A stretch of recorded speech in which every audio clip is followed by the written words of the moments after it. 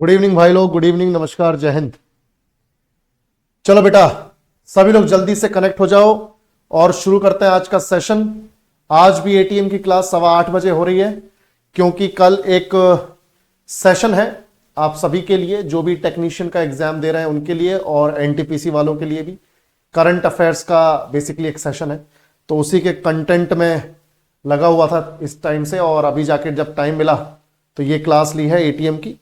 ठीक है भाई, चलो बिल्कुल 100 क्वेश्चंस हैं, तो थोड़ा सा आंसर्स वेरीफाई करना कि कहीं कोई गलती ना हो जाए, बच्चों को सही कंटेंट जाए, उसका एक्सप्लेनेशन तैयार करना, वो सब में थोड़ा टाइम लग जाता है। इसीलिए याद रखो सभी लोग, एक बार जल्दी से जुड़ जाओ। मैं बता देता हूं एक चीज सबको, आज जो हमारी इसी वजह से, क्योंकि कल जो इंपॉर्टेंट सेशन है उसकी वजह से मैंने स्टैटिक जीके की क्लास को कैंसिल करवाया है आज।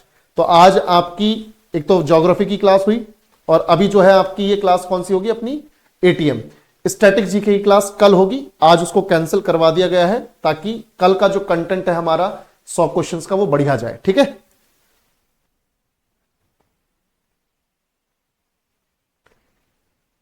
चंद्रमोहन सिंह बेटा, क्लास जो है ना, तुम नीचे देख रहे होगे कई बार जो ऑर्डर है क्लास का वो ऊपर चला जाता है।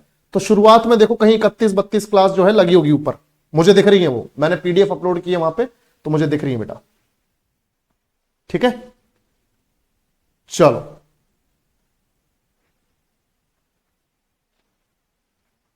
चंद्रमोहन, मैंने बताया ना बेटा, क्लासेस जो है 31-32 ऊपर की तरफ शिफ्ट हो गई होंगी, ध्यान से देखना, दिखेंगी वहीं पर है क्लासेस।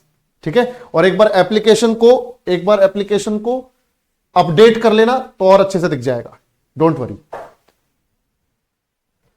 चलो बेटा, शुरू करते हैं सेशन। आज है हमारे पास इंपॉर्टेंट कमीशन, जिसमें फाइनेंस कमीशन तो इंपॉर्टेंट है ही, उसके अलावा कुछ और कमीशन हैं जो आज हमें पढ़ने हैं। शुरू करते हैं बेटा, सभी लोग ध्यान से देखेंगे। चलो भैया, सभी को नमस्कार, जय हिंद। और मैं फिर से बता रहा हूं, स्टैटिक जीके की क्लास आज नहीं है, क्योंकि कल एक इंपॉर्टेंट इवेंट है 11 बजे। सभी लोग ध्यान से सुनो, तुम लोग भी आ जाना मेन चैनल पे, तुम्हारे काम की भी करंट अफेयर्स है। 100 एक्सपेक्टेड क्वेश्चन है टेक्नीशियन वालों के लिए, और वही काम आने वाले हैं तुम्हारे एनटीपीसी में, क्योंकि साल भर की करंट अफेयर्स आएगी, तो ये सारी करंट अफेयर्स वहां पर भी यूज होने वाली है। ठीक है, तो आज की स्टैटिक जी की क्लास उस कंटेंट को तैयार करने की वजह से नहीं होगी। अब पढ़ते हैं इंपॉर्टेंट कमीशंस। और इस सेशन को शुरू करने से पहले उन सभी एस्पिरेंट्स के लिए ये इंफॉर्मेशन है जो लोग डायरेक्टली एटीएम से जुड़े हुए हैं, कि भैया अगर डायरेक्टली एटीएम से जुड़े हो और फाउंडेशन या थ्योरी तुम्हारी कमजोर है तो बड़ी गलती कर रहे हो। अभी भी वक्त है 3-3.5 महीने का, बढ़िया तरीके से थ्योरी पढ़ लो, चाहे सेल्फ स्टडी कर लो, चाहे कहीं और से पढ़ लो, या ये कोर्स ले लो। ये कोर्स ले लोगे तो नैया पार हो जाएगी, पहले ही बता रहा हूं। Geography, history, politics, economics, static GK सब बिल्कुल बेसिक से एडवांस तक चल रहा है, और फरवरी मिड तक या फरवरी फर्स्ट या सेकंड वीक तक खत्म हो जाना है सब। ठीक है, चलो शुरू करते हैं। पहला question, on centre state relations a commission had been set up by the government of India named Sarkaria commission in the year. केंद्र राज्य संबंधों पर भारत सरकार द्वारा वर्ष में, कौन से वर्ष में, बेसिकली किस वर्ष में। ठीक है, यहां पे लिख लेते हैं किस वर्ष में, किस वर्ष में सरकारिया आयोग नामक एक आयोग का गठन किया गया था। जल्दी बताओ, किस ईयर में सरकारिया कमीशन, सरकारिया आयोग, जो केंद्र और राज्य के संबंधों पर प्रकाश डालता है, की स्थापना की गई। अगर किसी को मालूम है तो जल्दी बताओ बेटा, जल्दी जल्दी। बिल्कुल 11 बजे होगा करंट अफेयर्स का सेशन, सभी लोग पहुंच जाना। ठीक है, मेन चैनल पर ही होगा। चलो इसको बताओ जल्दी से, केंद्र राज्य संबंधों पर भारत सरकार द्वारा किस वर्ष सरकारिया आयोग बनाया गया। बेटा गोपाल, वैसे तो लाइव क्लास है वो, अगर आपको वीडियो देखनी है तो आप बाद में वीडियो भी देख सकते, कोई दिक्कत वाली बात नहीं है। ठीक है, अगर उस वक्त खाली हो तो लाइव क्लास ले लेना। चलो भाई, आंसर है 1983, 1983 में सरकारिया कमीशन बनाया गया था। Sarkaria commission basically supreme court के जज हुआ करते थे, सुप्रीम कोर्ट के जज हुआ करते थे रंजीत सिंह सरकारिया, रंजीत सिंह सरकारिया। तो रंजीत सिंह सरकारिया की अध्यक्षता में, रंजीत सिंह सरकारिया की अध्यक्षता में कौन सा कमीशन बनाया गया? सरकारिया कमीशन। और जिसका काम क्या था कि केंद्र और राज्यों के बीच में शक्तियों का बंटवारा सही से हो। केंद्र और ये कमीशन का, इस आयोग का काम क्या था कि केंद्र सरकार और राज्य सरकारों के बीच में, सेंट्रल गवर्नमेंट यानी गवर्नमेंट ऑफ इंडिया और स्टेट गवर्नमेंट्स यानी राज्य सरकारों के बीच में शक्तियों का बंटवारा, बराबरी का बंटवारा, सरकारों के बीच शक्तियों का, पावर्स का एप्रोप्रिएट बंटवारा, उचित बंटवारा।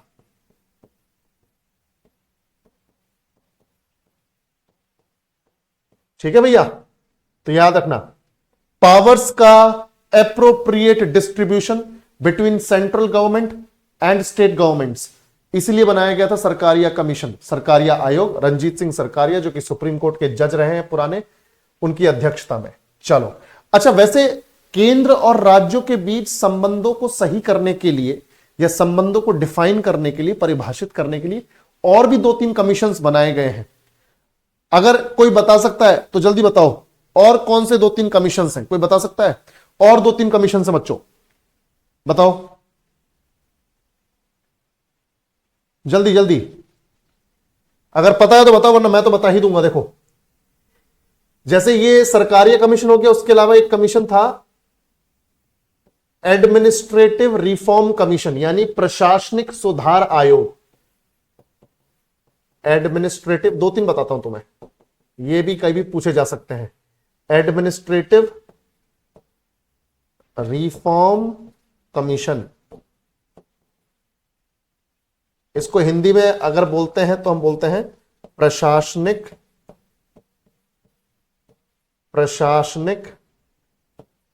सुधार आयोग। यह बना था कब? 1966 में। यह 1966 में बनाया गया था यह आयोग। यह भी केंद्र और राज्य के संबंधों को सही करने के लिए था। फिर एक और था, यह तो एक हो गया, उसके बाद एक दूसरा भी था, इसका नाम था डॉक्टर पीवी राजमन्नार की अध्यक्षता में हुआ था ये। इसका नाम था राजमन्नार कमीशन। राजमन्नार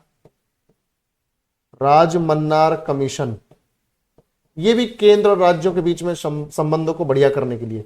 राजमन्नार कमीशन, ये 1969 में। ये कब बच्चों? सभी लोग याद रखो, 1966 में प्रशासनिक सुधार आयोग, एडमिनिस्ट्रेटिव रिफॉर्म कमीशन, और फिर राजमन्नार कमीशन 1969। क्लियर? बिल्कुल। एक और है तीसरा। देखो, सरकारिया को शामिल करके टोटल 4 पढ़ लेंगे अपन। सरकारिया हो गया, एडमिनिस्ट्रेटिव रिफॉर्म हो गया, राजमन्नार हो गया, एक है पुंछी कमीशन। कौन सा कमीशन है बच्चों? Punchhi commission. Punchhi commission, Punchhi commission, Hindi में इसे ऐसे लिखते हैं, पुंछी कमीशन, पुंछी आयोग। ये भी केंद्र और राज्य सरकारों के बीच में संबंधों को स्थापित करने के लिए बढ़िया तरीके से 2007 में बनाया गया था। 2007 में, तो 2007 में पुंछी आयोग, 1969 में राजमन्नार आयोग है। ठीक है, इसको हिंदी में लिख देते हैं राजमन्नार आयोग 1969 में, और एक था ये अपना प्रशासनिक सुधार आयोग 1966 में। तो सरकारिया कमीशन के अलावा भी केंद्र और राज्यों के बीच संबंधों को सही करने के लिए और भी कमीशंस बनाए गए। चलो next, article 315 of the constitution of India is related to the. Bharat के संविधान का अनुच्छेद 315 किससे संबंधित है? Establishment of SSC, staff selection commission, जिसका आप एग्जाम देते हो, एस्टेब्लिशमेंट ऑफ एनटीए, है ना, national testing agency, establishment of NTA and SSC, या establishment of UPSC, union public service commission, केंद्रीय लोक सेवा आयोग। जल्दी बताओ बेटा, आर्टिकल 315 में किसके बारे में बात की गई है? सभी लोग जल्दी से बताएंगे। बहुत बढ़िया, UPSC. Very good, very good. तो यूपीएससी की स्थापना के बारे में बात होती है आर्टिकल 315 में। इनफैक्ट आर्टिकल 315 से लेकर बच्चों 323 तक, 315 से 23 तक यूपीएससी और जो दूसरे स्टेट पब्लिक सर्विस कमीशन है ना, जो राज्य लेवल के जो पब्लिक सर्विस कमीशन, उनकी बात हो रही है। तो 315 से 323, और तुम सब जानते हो यूपीएससी जो है ये सेंट्रल रिक्रूटिंग एजेंसी है, सेंट्रल रिक्रूटिंग एजेंसी है ना भाई। यानी एक तरीके से केंद्रीय भर्ती आयोग है, तो केंद्रीय भर्ती आयोग है, सेंट्रल रिक्रूटिंग एजेंसी या केंद्रीय भर्ती संस्था है, केंद्रीय भर्ती संस्था। अब तुम बोलोगे सर किसकी भर्ती होती है यहां पर, तो बेटा यूपीएससी का काम है अफसरों को भर्ती करना, ग्रुप ए या ग्रेड ए के अफसरों को भर्ती करना। तो यूपीएससी एक सेंट्रल रिक्रूटिंग एजेंसी है, केंद्रीय भर्ती संस्था है, ठीक है, एक संवैधानिक निकाय है, यानी कॉन्स्टिट्यूशनल बॉडी है। इसका मतलब है कि जब संविधान बना था तभी से यूपीएससी को संविधान में डाला गया है। तो संवैधानिक निकाय है, यानी कॉन्स्टिट्यूशनल बॉडी है, कॉन्स्टिट्यूशनल बॉडी है, संवैधानिक निकाय है, ठीक है। और एक चीज याद रखो, इसका काम क्या है, केंद्रीय भर्ती संस्था है। भर्ती किसकी हो रही है, ध्यान से सुनना मेरी बात, भर्ती किसकी हो रही है, ऑल इंडिया सर्विसेज के लिए। ध्यान से सुनना मेरी बात, all India services, Akhil Bharatiya सेवाएं। अभी बताता हूं इसका मतलब क्या है। ऑल इंडिया सर्विसेज यानी अखिल भारतीय सेवाएं, और एक दूसरी है central services, central civil services, central civil services यानी केंद्रीय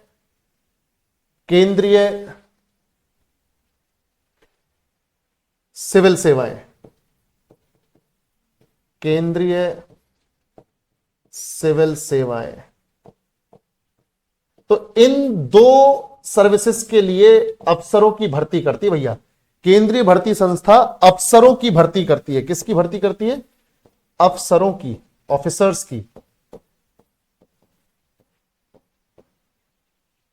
अफसरों की भर्ती कौन सी दो सेवाओं में, ऑल इंडिया सर्विसेज में, अखिल भारतीय सेवाएं, और सेंट्रल सिविल सर्विसेज, केंद्रीय सिविल सेवाएं। अब तुम बोलोगे sir all India services, Bharat में 3 नौकरियां ऐसी हैं, भारत में 3 सेवाएं ऐसी, 3 सर्विसेज ऐसी हैं जिनसे बड़ी कोई सरकारी नौकरी ही नहीं है भारत में। इनसे बड़ी कोई सरकारी नौकरी नहीं है। ये कौन कौन सी है, एक तो है IAS, इंडियन एडमिनिस्ट्रेटिव सर्विस, भारतीय प्रशासनिक सेवा। एक है IPS, इंडियन पुलिस सर्विस, भारतीय पुलिस सेवा। और एक है IFOS, IFOS, इंडियन फॉरेन नहीं है, भारतीय विदेश सेवा नहीं है, इंडियन फॉरेन सर्विस नहीं है, इंडियन फॉरेस्ट सर्विस है, भारतीय वन सेवा, जंगल वाली। तो IAS, IPS और IFOS ये 3 भारतीय सेवाएं हैं, अखिल भारतीय सेवाएं हैं, ऑल इंडिया सर्विसेज हैं। इनसे बड़ी कोई सेवाएं नहीं है भारत में, कोई सरकारी बड़ी नौकरी नहीं। ये अगर मतलब इनमें से किसी एक में पहुंच गए तो तुम देश में सबसे बड़े अफसरों में शामिल हो, ठीक है। और बाकी जो बच गई फिर IFS, IRS और जो ग्रुप ए की नौकरियां, ग्रुप ए अफसर है, वो आ जाती है केंद्रीय सिविल सेवाओं में। तो इन सब की भर्ती कौन करवाता है, यूपीएससी। और याद रखना फिलहाल यूपीएससी के अभी करंट अफेयर्स में मैंने तुम्हें कवर भी करवाया था, यूपीएससी की नई चेयरमैन कौन है, यूपीएससी की अभी अध्यक्ष कौन है, करंट अभी बनी है हाल ही में 2024 में, प्रीति सूदन। याद है भाई, मैंने बताया भी था करंट अफेयर्स की क्लास में। प्रीति सूदन रिटायर्ड IAS अफसर है, 1983 बैच की, रिटायर्ड IAS हैं 1983 बैच की, आंध्र प्रदेश काडर की, 1983 बैच आंध्र प्रदेश काडर की। यानी इनको सर्विस कहां करनी पड़ी, आंध्र प्रदेश में, आंध्र प्रदेश काडर की है, यानी इनकी नौकरी की जगह रही आंध्र प्रदेश। प्रीति सूदन, यह है यूपीएससी की नई अध्यक्ष, ठीक है। बाकी यूपीएससी के जो फर्स्ट अध्यक्ष थे वो एक अंग्रेज था, क्योंकि यूपीएससी की स्थापना सीपीएससी के नाम से हुई थी, सेंट्रल पब्लिक सर्विस कमीशन।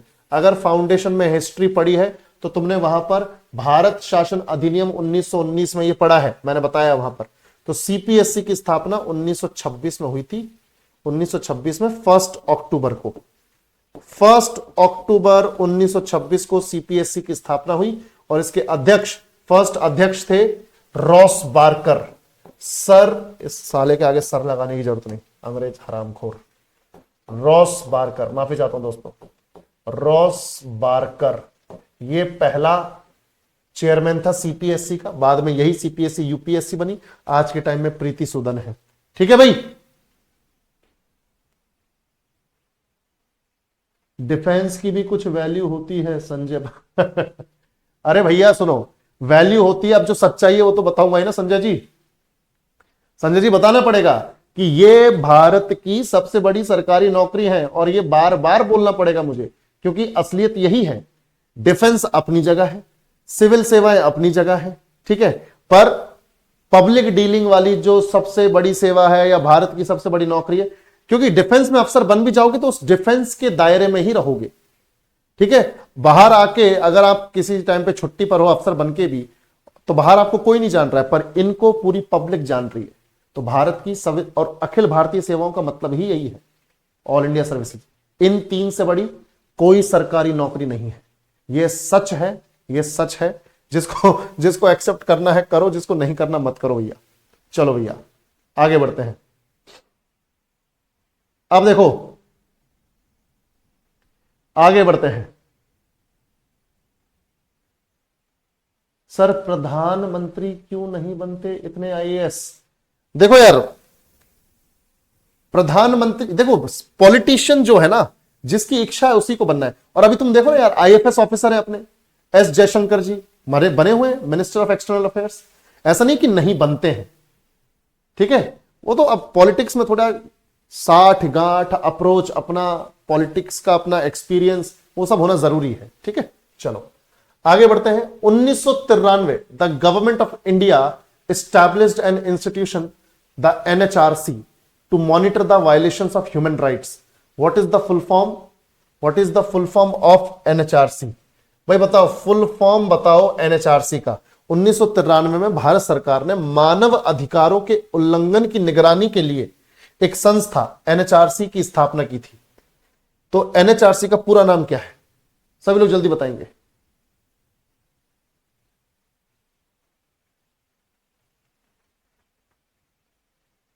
बहुत बढ़िया, ये देखो कितने बढ़िया लोग हैं। नेशनल हिंदू राइट्स कमीशन है। ससुरो पगला गए हो क्या? जब यहां पे बोल रहे हैं कि मानव अधिकार, तो ह्यूमन राइट्स नहीं दिख रहा है इधर। नेशनल ह्यूमन राइट्स कमीशन है आंसर, सीसी। और एक ने बोला सी, भाई बाकी लगे पड़े हैं सीसी। तुम्हारे ससुरो सीसी ही निकाल दूंगा मैं। नेशनल ह्यूमन राइट्स कमीशन, ठीक है। अब आ जाएंगे सारे डी डी डी डी करते हुए, तो चलो चिकाचिक होगा तुम्हारे साथ। चलो देखो इधर पे, नेशनल ह्यूमन राइट्स कमीशन, राष्ट्रीय मानव अधिकार आयोग, ठीक है भाई। देखो इधर पे, तो नेशनल ह्यूमन राइट्स कमीशन, राष्ट्रीय मानव अधिकार आयोग। और क्योंकि भारत सरकार ने इसको बनाया है, तो कॉन्स्टिट्यूशनल बॉडी तो है नहीं, भारत सरकार ने कानून के द्वारा बनाया है। भारत सरकार ने इसको कानून के द्वारा बनाया है। तो ये क्या है? ये एक वैधानिक निकाय है, स्टैट्यूटरी बॉडी है, कानूनी बॉडी है, कानूनी निकाय है, उसे बोलते हैं हिंदी में वैधानिक निकाय। तो याद रखो भाई, NHRC national human rights commission 1993 में बनी, हमें मालूम है। पर ये क्या है? ये स्टैट्यूटरी बॉडी है, अंग्रेजी में बोलते हैं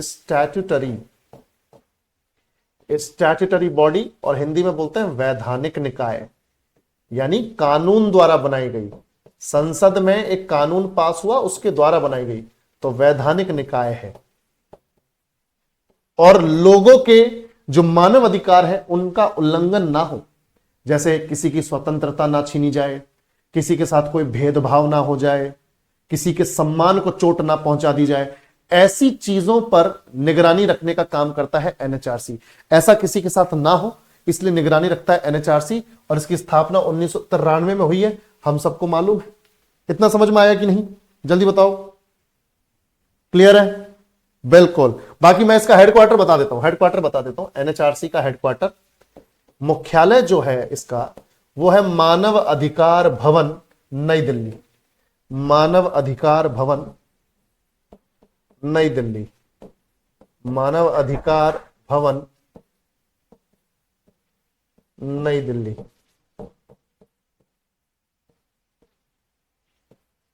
ठीक है, तो मानव अधिकार भवन न्यू दिल्ली इसका हेडक्वार्टर है।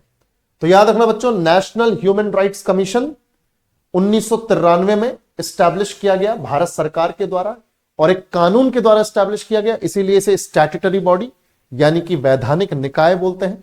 कोई भी ऐसी बॉडी जिसे सरकार के द्वारा या संसद के द्वारा कानून के तहत बनाया जाए वो स्टैट्यूटरी या वैधानिक बॉडी होती है, और इसका हेडक्वार्टर मानव अधिकार भवन नई दिल्ली है। चलो आगे बढ़ते हैं।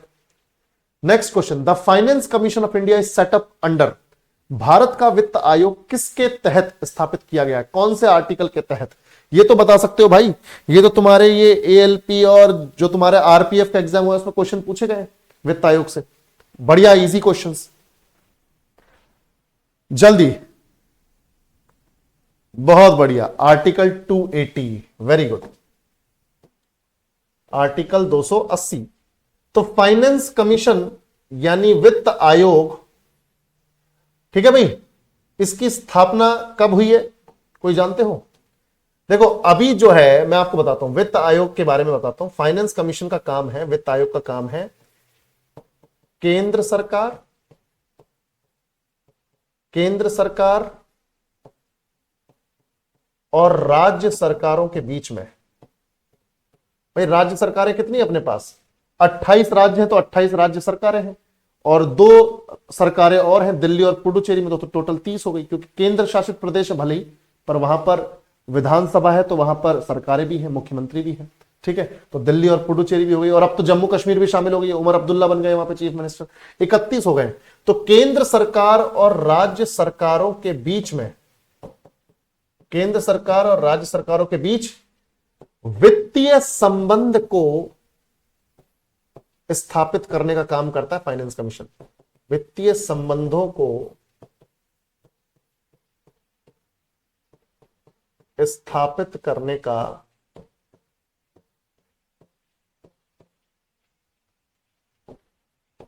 कार्य करता है फाइनेंस कमीशन। तो याद रखना, केंद्र सरकार और राज्य सरकारों के बीच वित्तीय संबंधों को स्थापित करने का कार्य करता है फाइनेंस कमीशन। और याद रखना, इसमें एक चेयरमैन होता है, एक इसमें अध्यक्ष होता है, यानी एक चेयरमैन यानी एक अध्यक्ष प्लस 4 अदर मेंबर्स होते हैं, 4 अन्य सदस्य होते हैं, 4 अन्य सदस्य होते हैं। और याद रखा बच्चों, फाइनेंस कमीशन को हर 5 साल के राष्ट्रपति बनाते हैं, राष्ट्रपति द्वारा गठित, राष्ट्रपति द्वारा गठित, राष्ट्रपति द्वारा गठित, यानी it is formed by president for every 5 years. हर 5 वर्षों के लिए राष्ट्रपति द्वारा गठित, प्रत्येक 5 वर्षों के लिए, प्रत्येक 5 वर्षों के लिए।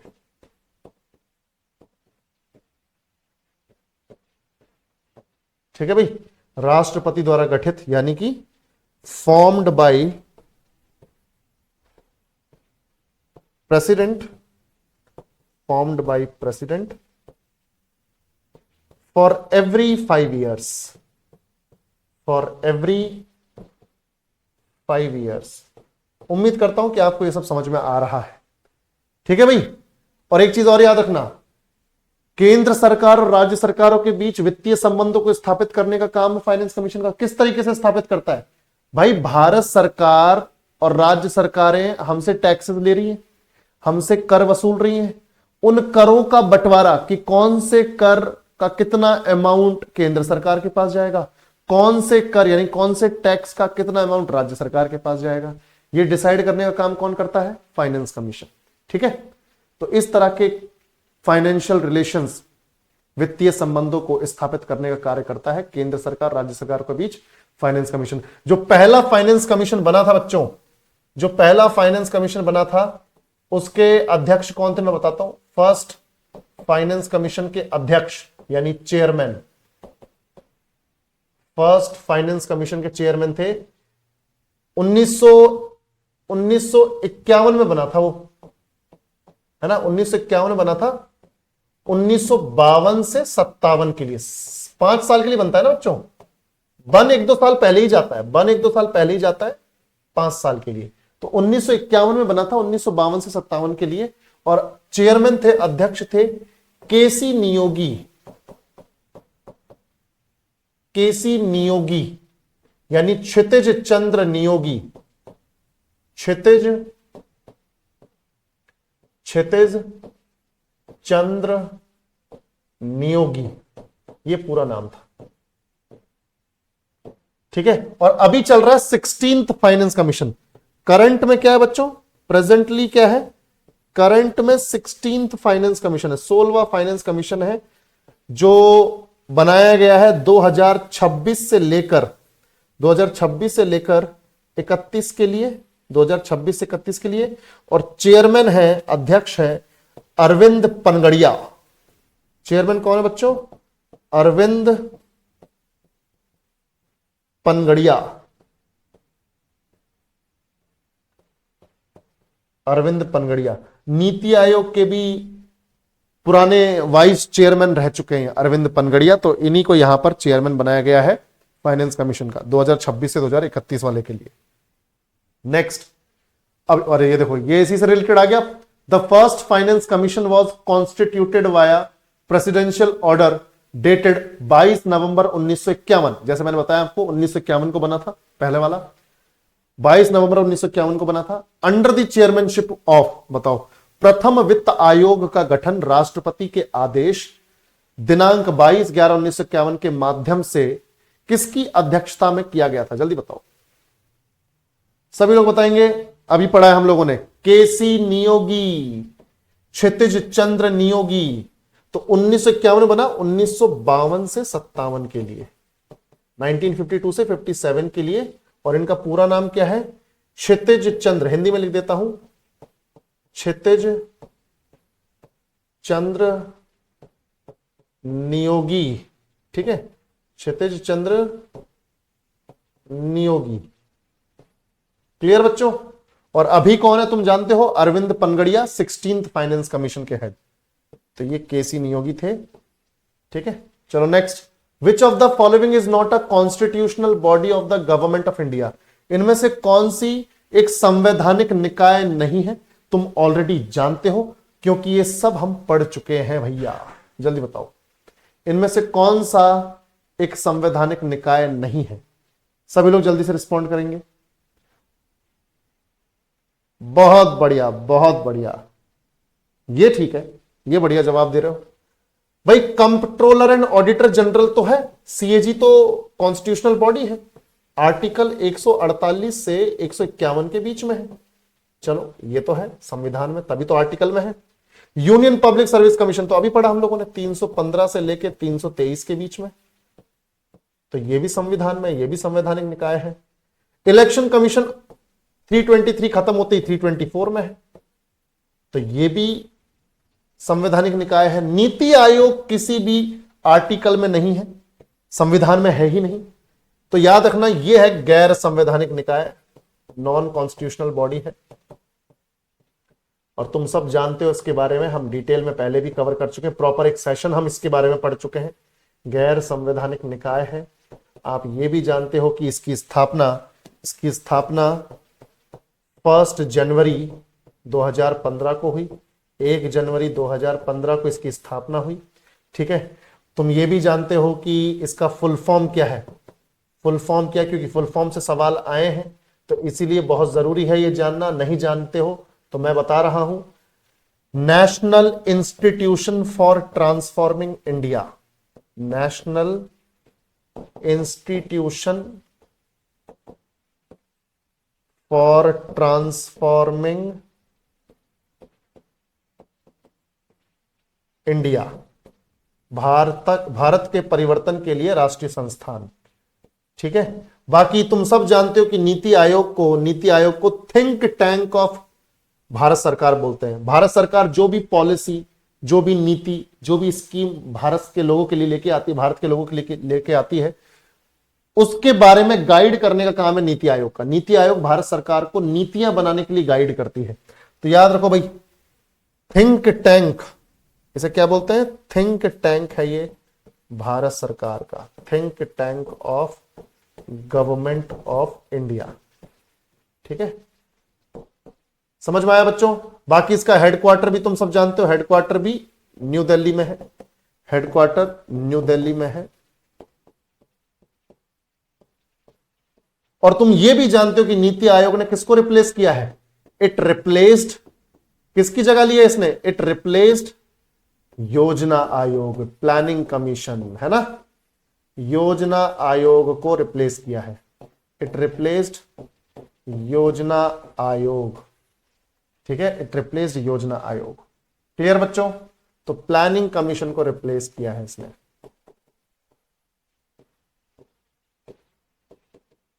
प्लानिंग कमीशन को। और नीति आयोग का हेड कौन होता है? जो भी देश का प्राइम मिनिस्टर होता है, जो भी प्रधानमंत्री होता है, वही इसका हेड होता है।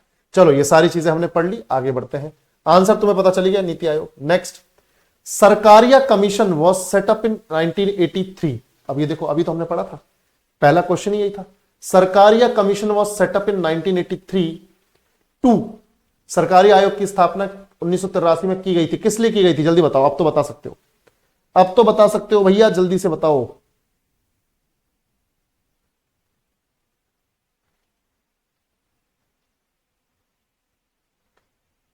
शर्मा जी, शर्मा जी क्या प्रॉब्लम है? बताओ जल्दी, शर्मा जी की प्रॉब्लम है,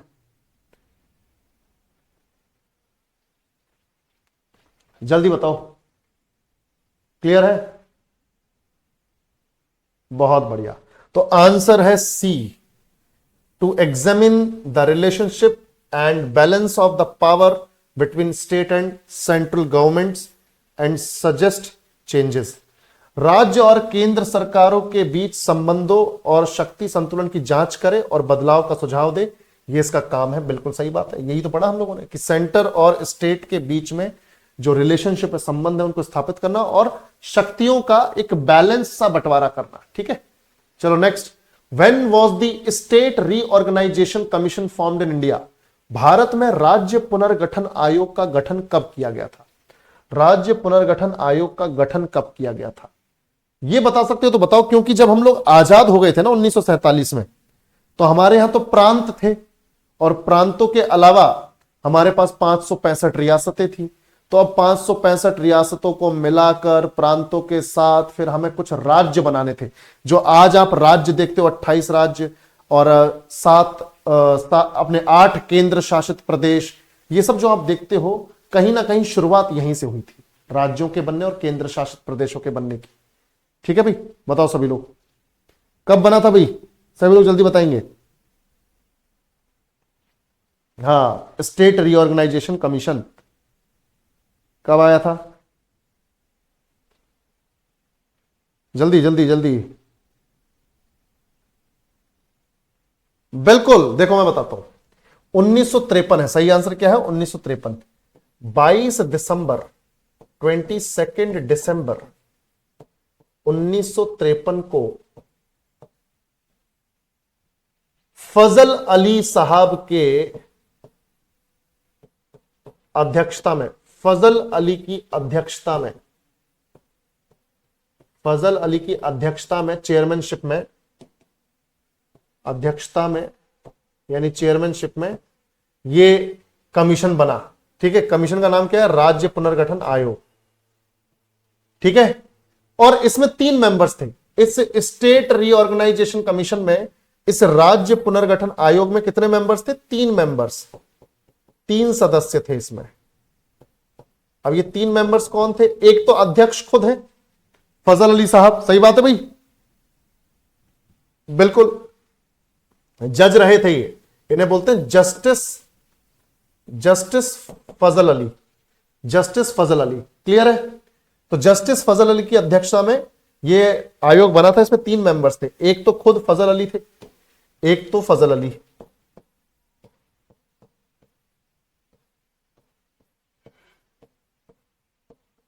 एक तो फजल अली थे, दूसरे थे हृदयनाथ कुंजरू, हृदयनाथ कुंजरू, और एक थे बच्चों पनिक्कर, के एम पनिक्कर। क्या नाम था? के एम पनिक्कर। ये नाम में भी तुम्हें ना मालूम हो, के एम पनिक्कर।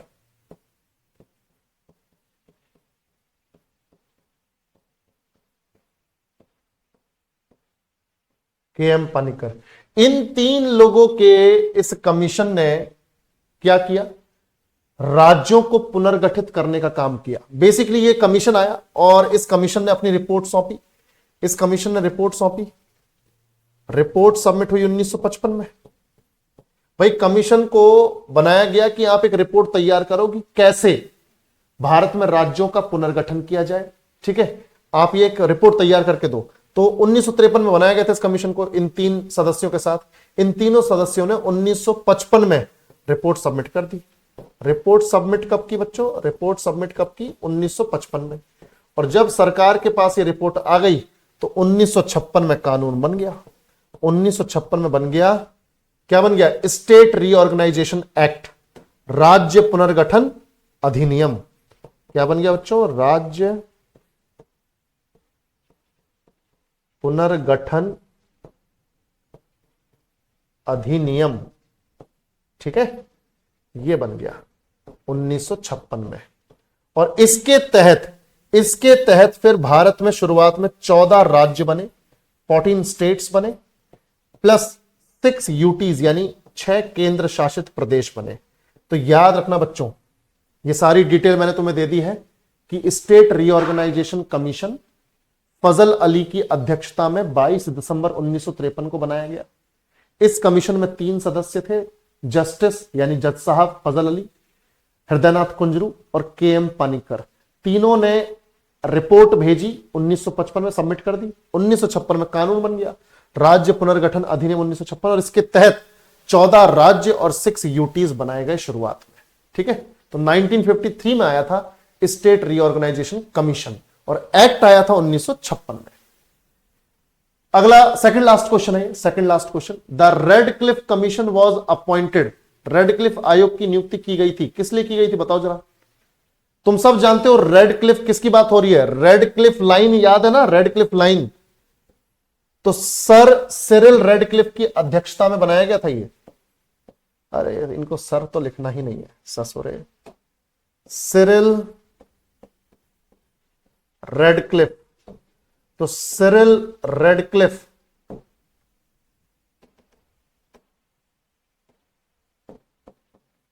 सिरिल रेडक्लिफ की अध्यक्षता में रेडक्लिफ आयोग बनाया गया।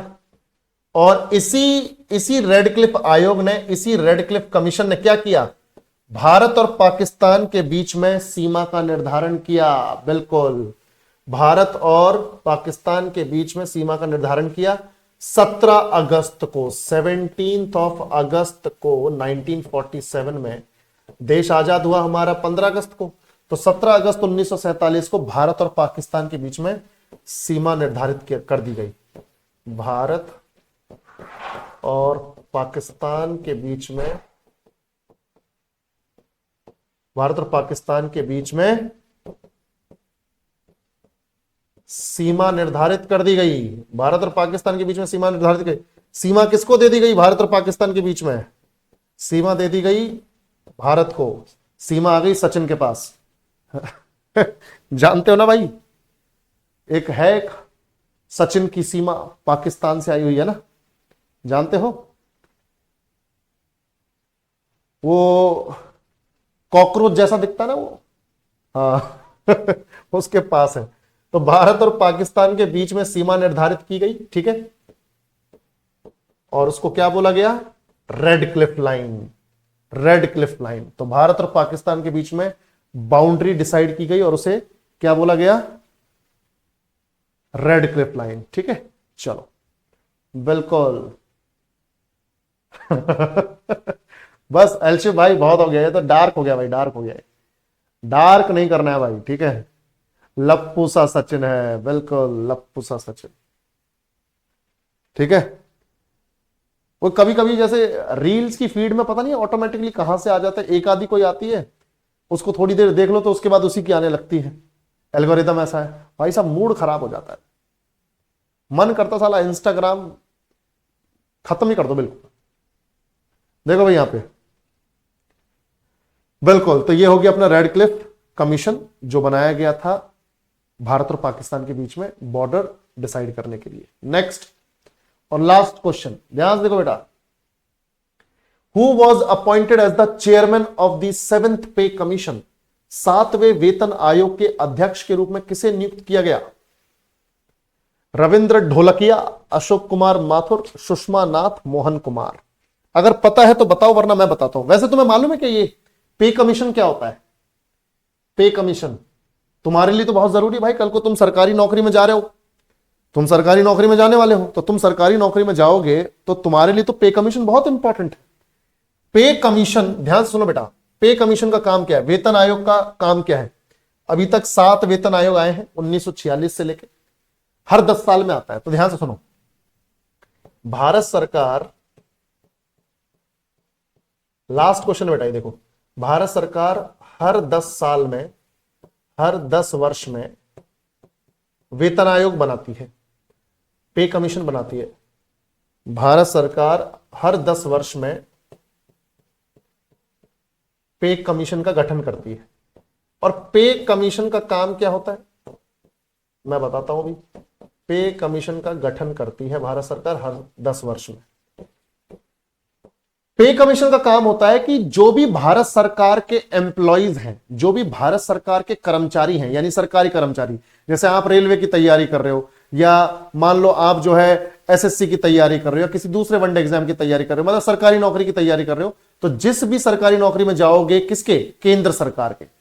केंद्र सरकार की किसी भी सरकारी नौकरी में जाओगे तो हर 10 साल में सरकार लेके आती है पे कमीशन। यानी आपका हर 10 साल में महंगाई को देखते हुए सैलरी में इंक्रीमेंट होता है, ठीक है, सैलरी बढ़ती है, आपकी सैलरी में बढ़िया चेंज आता है। तो अभी 2016 में हुआ था, अब 2026 में आएगा पे कमीशन, ठीक है, अभी आएगा। उससे पहले फटाफट नौकरी लग रहा, बढ़िया सरकारी सैलरी हो जाएगी तुम्हारी, मजेदार एकदम,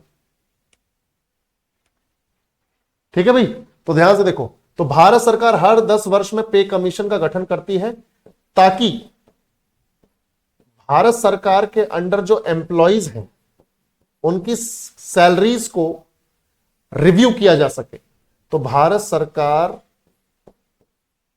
के अंडर कर्मचारियों की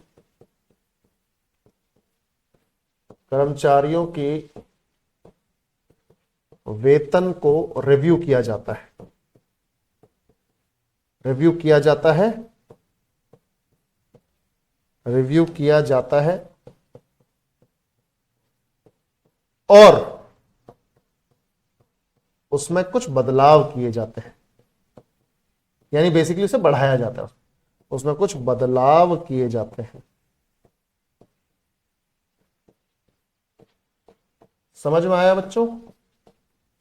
उसमें कुछ बदलाव किए जाते हैं। तो यह है पे कमीशन। अब बात यह है कि पहला पे कमीशन तो आया था, फर्स्ट पे कमीशन तो आया था 1946 में, तब से हर 10 साल में आता है। फर्स्ट पे कमीशन कब आया था बच्चों? 1946 में। और कोई मुझे बताएगा अध्यक्ष पहले पे कमीशन का कौन था? पहले पे कमीशन का चेयरमैन कौन था? बाद में इसका डिस्कस करते हैं, 7th वाले का। बताओ सभी लोग, बताओ बताओ बताओ। मैं बताता हूं, देखो पहले वाले के थे श्रीनिवास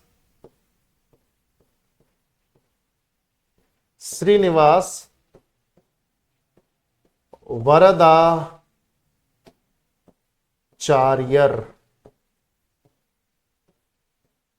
श्रीनिवास वरदाचार्यर ये थे पहले पे कमीशन के अध्यक्ष। और अभी जो 7वां पे कमीशन था उसके अध्यक्ष थे अशोक कुमार माथुर। अशोक कुमार माथुर, ठीक है भाई। तो अशोक कुमार माथुर जो थे ये थे इसके, क्लियर है भाई? बिल्कुल। तो अशोक कुमार माथुर जो है ये 2016 वाले जो पे कमीशन था उसके अध्यक्ष थे, क्लियर? तो इस तरीके से हमारा कंटेंट होता है पूरा। अब इन्हीं टॉपिक्स को जो हम यहां क्वेश्चंस में कर रहे हैं, अगर आप सिस्टमेटिक वे या ऑर्गेनाइज्ड मैनर में करना चाहते हो, सब्जेक्ट वाइज टॉपिक वाइज करना चाहते हो, तो आप इस फाउंडेशन बैच से जुड़ के ये पूरी तैयारी बहुत ही तरीके से कर सकते हो, ताकि आपको क्वेश्चंस लगाने में, चाहे क्वेश्चंस की लैंग्वेज चेंज हो जाए तो भी क्वेश्चन लगाने में आसानी हो, ठीक है? तो सारे subject geography, history, polity, economics, static, GK, ये सब आप यहां पे जुड़ के तैयारी कर सकते हो। जिन्होंने ज्वाइन नहीं किया मैं उनके लिए बता रहा हूं, और जिनकी थ्योरी पूरी नहीं हुई है उनके लिए है स्पेशली, ठीक है? चलो, तो आज का सेशन हमारा खत्म होता है। स्टैटिक जीके की क्लास कल के सेशन के कंटेंट बनाने की वजह से आज नहीं हो रही है, पर कल होगी। और याद रखना बेटा, जो भी स्टैटिक जीके की एक पिछली और आज की जो क्लास मिस हुई है, ये सैटरडे संडे में हो जाएगी, चिंता करने की कोई जरूरत नहीं, ठीक है भाई? चलो, संजय बोल रहा है भैया कि गुरुजी गैर संवैधानिक और असंवैधानिक में क्या फर्क होता है? कोई फर्क नहीं बेटा, कोई फर्क नहीं है, it is same, it is almost same, ठीक है? ग्रुप डी की सैलरी कितनी होती है बेटा? 30 से 32 हजार होती है, ठीक है? 30 से 32 हजार होती है, सारे अलाउंसेस वगैरह मिला के। चलो बेटा, कल मिलते हैं, take care, bye bye, good night, good night, good night.